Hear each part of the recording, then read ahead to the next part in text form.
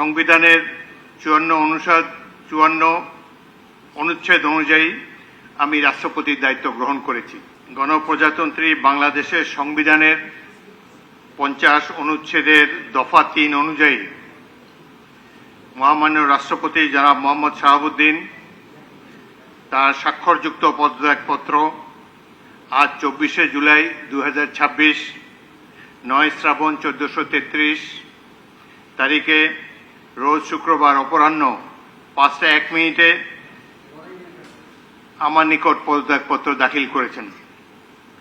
ফলশ্রুতিতে সংবিধানের 54 অনুচ্ছেদ অনুযায়ী আমি রাষ্ট্রপতির দায়িত্ব গ্রহণ করেছি।